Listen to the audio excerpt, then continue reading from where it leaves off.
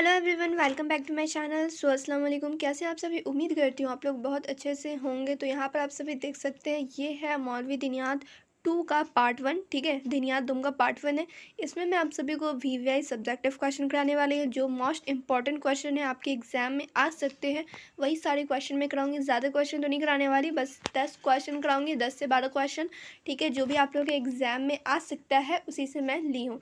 ठीक है, तो वीडियो को मैं शुरू करती हूँ। उससे पहले अगर आप लोगों ने वीडियो को लाइक नहीं किया तो लाइक कर दीजिए, शेयर कर दीजिए, और चैनल पर नए हैं तो सब्सक्राइब किए बगैर मत जाइएगा। तो यहाँ पर आप सभी देखिए, दिनियात 2 के किस तरीके का सवाल पूछे जाते हैं। सवाल 1 देखिए, किस औरत से निकाह करना पसंदीदा करार दिया गया है। तो यहाँ पे देखिए लिखा हुआ है, किस औरत से निकाह करना पसंदीदा करार दिया गया। नीचे 8 नाम दिए हुए हैं। ठीक है, तो पहला है दीनदार हो, नेक इखलाक रखती हो, हसीन हो, मेहर कम हो, औलाद जन्ने के काबिल हो, कंवारी हो, और अच्छे ख़ानदान से हो, और एक चीज़ और है इसमें, बहुत करीबी रिश्ते वाली ना हो। ठीक है, तो यहाँ तक आप सभी समझ गए होंगे सवाल 1 क्या पूछ रहा था। फिर नेक्स्ट क्वेश्चन देखिए, सवाल 2। सवाल 2 कह रहा है, निकाह का लग़वी और शरई माना क्या है। निकाह करना कब फ़र्ज़ है और वाजिब है, कब हराम है और कब सुन्नत मौक़ूदा है। ठीक है, तो इसका आंसर नीचे लिखा हुआ है, काफ़ी लॉन्ग इसका आंसर है, आप लोग को खुद से पढ़ना होगा। क्लियर। अब यहाँ पे देखिए सवाल 3। सवाल 3 क्या कह रहा है, यहाँ पे देखिए अरबी में लाइन लिखे हुए कुछ। ठीक है, 3-4 लाइन दे दिया गया अरबी में, और पूछ रहे हैं यहाँ पे मंदज़ा बाला हदीस का तर्जुमा कीजिए। ठीक है, जो ऊपर जो दिए हुए हैं ये हदीस, इसका तर्जुमा करना है।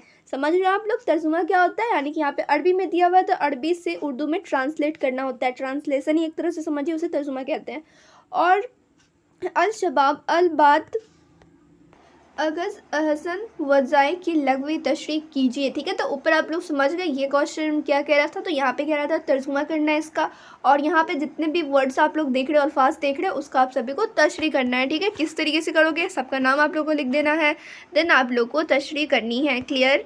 चलिए नेक्स्ट क्वेश्चन देखिए, यहाँ पे क्या पूछ रहा है, सवाल 4। इसमें भी आप लोगों को कह रहा है तर्जुमा करिए, मंदज़ा वाला हदीस का तर्जुमा कीजिए। और यहाँ पे देखिए तरबत यदाक की तशरीह करके हदीस का मफ़हूम बताइए। ठीक है, तो यहाँ पे आप लोगों को तर्जुमा करना है। अब आप सभी कहोगे कि ये तो अरबी का पेपर नहीं है, फिर अरबी वाले क्वेश्चन क्यों आ रहे हैं। दिनियात का, चाहे दिनियात अव्वल हो चाहे दिनियात 2 में, उसमें भी आप लोगों के इसी तरीके के सवाल पूछे जाते हैं, तर्जुमा करना। ठीक है, इसमें भी तो दीनी उनकी बात ही पूछे जाएंगे ना।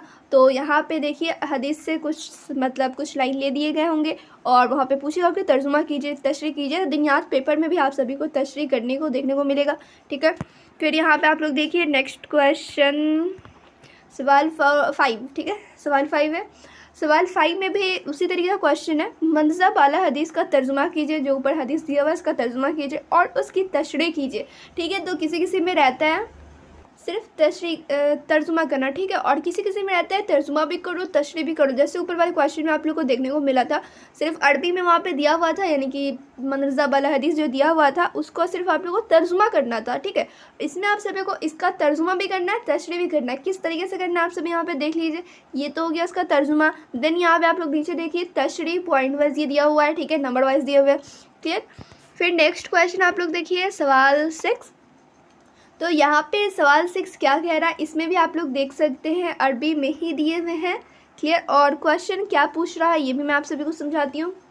ठीक है, तो यहाँ पे भी कह रहा है आप सभी को कुछ इस तरीके का क्वेश्चन, मंदज़ा बाला हदीस में निकाह के मुतालिक अलवलदूद व क़यूद लगाने का क्या मकसद वो है, वाज़े कीजिए। ठीक है, तो वाज़े आप लोग कर देंगे कुछ इस तरीके से। ठीक है, नीचे आप लोग पढ़िए और समझ लीजिए। फिर नेक्स्ट क्वेश्चन देखिए, सवाल 7। तो सवाल 7 यहाँ पे आप लोग क्या कह रहा है, इसमें भी आप लोग को आई थिंक तर्जुमा ही करना है, बट क्वेश्चन पढ़ लेते हैं। तो यहाँ पे देखिए अरबी में दिए हुए हैं, और यहाँ पे उससे 2 सवाल पूछे गए हैं। ठीक है, ये तो आप लोग का ऊपर का तो ये पैराग्राफ समझ लीजिए एक तरह का है, ये दिया हुआ, और इससे मुतालिक 2 सवाल पूछे गए हैं। क्या है, एक अलिफ करके और एक है बे करके। ठीक है, तो अलिफ में क्या सवाल है, बे में क्या सवाल है। अलिफ में सवाल है मंदज़ा वाला हदीस में अल दुनिया। ठीक है, यहाँ पे लोग देखिए ऊपर कहीं अल दुनिया कहीं पे लिखा हुआ है क्या। तो हाँ, यहाँ पे तो लिखा हुआ है दुनिया। ठीक है, तो यहाँ से देखिए यहाँ तक, हाँ इसका, और यहाँ पे इसका तशरीह करने को कह रहा है। ठीक है, तो यहाँ पे देखिए इसी क्वेश्चन से लिया गया है ये क्वेश्चन, इन दोनों का तशरीह कीजिए। एक तो ये हो गया और ये हो गया, तो इन दोनों का तशरीह करना है। फिर नेक्स्ट सवाल इसमें देखिए दूसरा इसी में पूछ रहा है, फातकू, ठीक है, ये आप लोग देखिए फातकुद दुनिया कहीं पे लिखा हुआ है कि नहीं, तो हाँ यहाँ पे लिखा हुआ है, ठीक है, थोड़ा साफ कर देती हूँ मैं। हाँ तो यहाँ पे देखिए यहाँ से लेकर यहाँ तक लिखा हुआ है, एक ये हो गया। इसका मतलब बयान कीजिए, ठीक है, जो लिखा हुआ है अरबी में इसका मतलब बयान कीजिए। तो यहाँ पे आप लोग देख सकते हैं जवाब लिखा हुआ है, तो ये किसका जवाब है ये मैं आप सभी को सबसे पहले समझाती हूँ। हाँ तो यहाँ पे आप लोग देखिए ये आप सभी का अलिफ का जवाब, ठीक है, ये अलिफ का आंसर है। फिर यहाँ पे आप लोग देखिए ये सेकंड क्वेश्चन का आंसर है, यानी कि बे का आंसर है, ठीक है, बे ही का आंसर नहीं है, ये भी अलिफ का क्वेश्चन का आंसर है, ठीक है। यहाँ पे आप लोग देखिए ये भी आप लोग का अलिफ का आंसर है, बे का आंसर नीचे है, ठीक है, बे का आंसर यहाँ पे है, बे का आंसर ये रहा। अलिफ का आंसर आप लोग देख लिए होंगे यहाँ से लेके यहाँ तक है, और बे का आंसर कुछ नीचे तक है। क्लियर। चलिए अब नेक्स्ट क्वेश्चन देखिए, सवाल 8। तो यहाँ पे सवाल 8 में भी आप सभी देख सकते हैं अरबी में कुछ लाइन दिए हुए हैं, और यहाँ पे कह रहा है मंतज़ब आला हदीस का तर्जुमा कीजिए, ठीक है, इसमें भी आप सभी को तर्जुमा करना है। और यहाँ पे पूछ रहा है और अल-शौम, ठीक है, कि तशरीह करके हदीस का मतलब बयान कीजिए। तो यहाँ पे आप सभी समझ गए होंगे, पहले तो आप लोग को तर्जुमा करना है, तर्जुमा आप लोग कर दोगे, फिर आप लोग को तशरीह करनी है इसकी, ठीक है, तो आप लोग यहाँ पे तशरीह भी कर देंगे। क्लियर। फिर नेक्स्ट क्वेश्चन देखिए, काफ़ी लंबे आंसर इसके भी। तो यहाँ पे आप लोग देखिए इसमें क्या पूछ रहा है, तो इसमें भी अरबी में दिए हुए हैं और कह रहा है मंतज़ब आला हदीस का तर्जुमा और मतलब बयान कीजिए। तो ये इसी का आप लोग को तर्जुमा भी करना है और मतलब भी बयान करना है, ठीक है, तो यहाँ पे आप लोग मतलब बयान कर देंगे।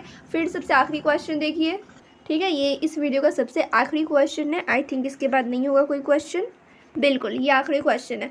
तो यहाँ पर आप लोग देखिए सवाल क्या पूछ रहा है। सवाल 10, निकाह कब और किन अल्फाज से मुनाक़द होता है, ठीक है, एक तो ये सवाल हो गया। उसके शरूत क्या है, ठीक है, वजाहत से तहरीर कीजिए। तो यहाँ पे आप लोगों को समझ में आया, एक तो ये सवाल हो गया, दूसरा ये सवाल हो गया, उसके बाद आप लोगों को कह रहा है वजाहत से तहरीर कीजिए। तो यहाँ पे आप लोग लिख देंगे, ठीक है, इज़ाफ़ व कबूल जो भी है यहाँ पे आप लोग पढ़िए और समझ के लिख देंगे। क्लियर। फिर यहाँ पे देखिए उसी का क्वेश्चन है, उसी में का शरूत निकाह, शर्त क्या है निकाह का, ये सारा कुछ आप लोग पढ़िए और समझिए। तो ये थे दिनियात दोम के कुछ इम्पोर्टेंट क्वेश्चन, उम्मीद करती हूँ समझ में आया होगा आप सभी को। कहीं पे कुछ लगे कि हाँ नहीं समझ में आया तो आप लोग कमेंट कीजिए, और वीडियो कैसी लगी ये भी आप लोग कमेंट करके ज़रूर बताइए, ठीक है। फिर मिलूँगी दूसरे वीडियो में दूसरे पार्ट के साथ, जब तक आप लोग चैनल पे बने रहें और ज़ोरों शोरों से मौलवी और फ़गाने की तैयारी करते रहें।